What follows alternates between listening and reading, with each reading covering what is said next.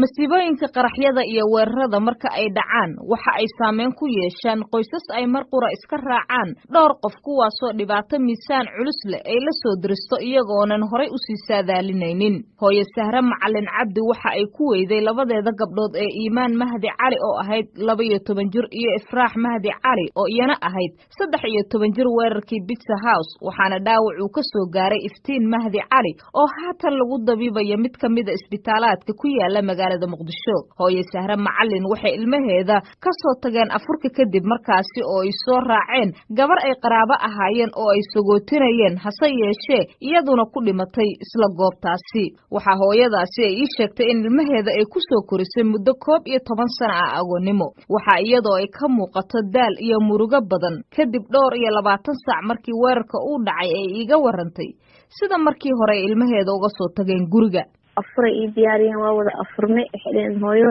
gabar oo waxay joogtay qaraabada labana aan raaceena waxay dhahday Pizza House kunigay ma tagin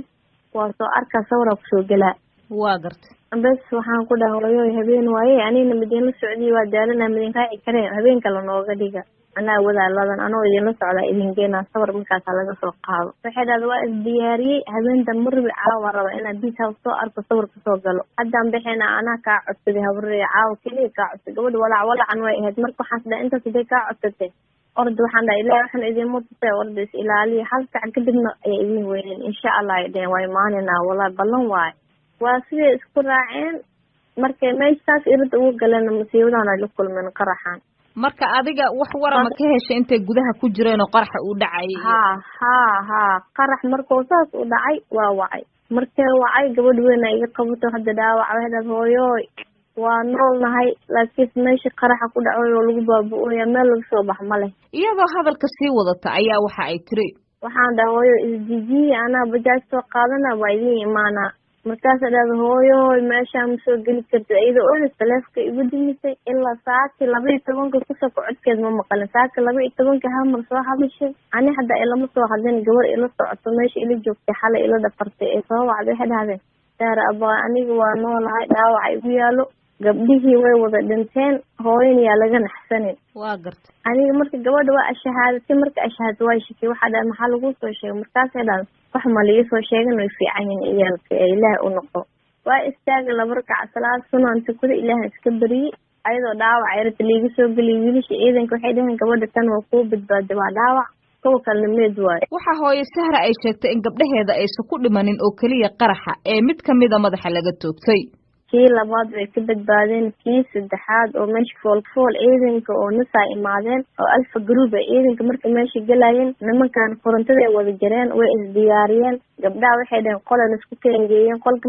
marka la isku la tagay wuxuu dhahay bambadan afka ka jira idinka dhan idinku baabeena waxaan dhahnay adeero noo qaleehana dilini wuu naga tagay intuu nagu qosle mid kale imaaday gadaal ku toogtay gabdhihii marka hal gabadha kale oo dhays adeero ha idilin qarax ma ku dhiman adeero ha idilin markay isqarxinayeen oo meesha la soo galay bambo wuxuu ku dhuftay baxbado ku dhuftay caadi madax ugu toogtay madax dhinac fuqay mid kalena bambo ku dhuftay bambo qaybta dhabarka hilibka dhinac kala go'ay bambo ahayd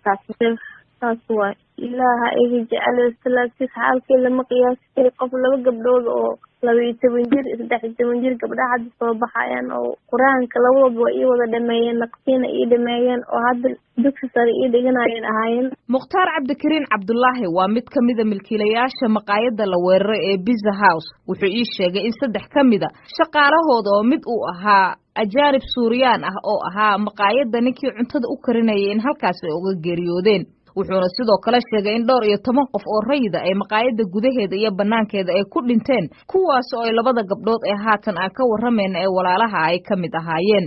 wuxuu ii sheegay in maqaayadda ay soo galeen dableyda al-shabaab markii ay qarax banaanka ka bilaabeen kadibna ilaalada maqaayadda aad u yareed awgeed ay u suura gashay inay gudaha u soo galaan maqaayadda. Mukhtaar Cabdikariin Cabdullaahi waxa aan weydiiyay waxa ilaalo aan xooganayn ay ugu sameyn waayeen goob sidaas ay u qurxiyeen oo dad aad u fara badan ay isugu imaanayeen. wallahi marnaba ma ku fikirin waayo meesha isma dhihin meeshana target because meesha ma ahayn meel siyaasiyiin imaadaan ma ahayn meel nooc kale imaadaan meesha waxay meel dhalinyaro imaadaan dadkan oo teen age-ka isku imaado oo isku sawiraan meel keliya waxaa waaye iska qurxoon oo cunto laga cuno oo isku sawiro. maxaa keenay ayay kula tahay in muddo intaas la-eg ay gudaha ku dhex jiraan oo ay ku dhex dagaalamaan kooxdii soo weerartay xarunta meesha maqaayadda? wallahi waxaa keenay waxaan isleeyahay meesha markii uu qaraxa dhacay ayaa waxaa dhacay nalkiyaa damay. markuu nalka damay nimanka way soo galeen meesha mugdi ahayd, askarta dawladda way imaadeen, meesha way la dagaalameen. waxaa marka meesha marnaba meel oo iftiinka nimanka looma jiidin, meeshii ku dhex jeeda marka askarta way la dagaalameen. subaxdii nimanka meesha lagu dilay ay dhinteen. dhalinyarada ku shirkoobay maqaayadan ayuu Mukhtaar ii sheegay inay yihiin dad aanan qurbaha u bixin, hase yeeshee ka mid a dadka magaalada Muqdisho ee muddada usoo dhabar adeegayay dhibaatooyinka dalka. Mukhtaar waxa aan weydiiyey siday u arkaan khasaaraha soo gaaray haatan iyo haddii ay ku dhiiran karaan in ay dib u bilaabaan ganacsigoodii. wallahi meesha hanti badan ay gelinay dhawaad Iran 150 kun lacag gaarayso, laakiin meesha dhan way burburtay. waa haddii soo bilaaway. sidee marka arrintan u dhaawacaysaa ganacsigiina iyo hankii aad u hayseen in wadanka wax qurux badan aad ka samaysaan oo dhalinyarada iyo dadkii oo dhan ay ku taamayeen oo imaanayeen? wallahi waa dareemi kartaa, waa aad in lagu gudaysaa meesha. dhalinyaro oo magaalada Muqdisho ku dhashay ku koray oo weli ka bixin ayaa meeshan samaysay. marka waa dareemi kartaa in meeshii aan isdhehayna ku haminayna inay wax ka faa'iidino dadkan ay ku nastaan dhibaatada ku dhacdo. marka waa insha Allah meeshan waa anaka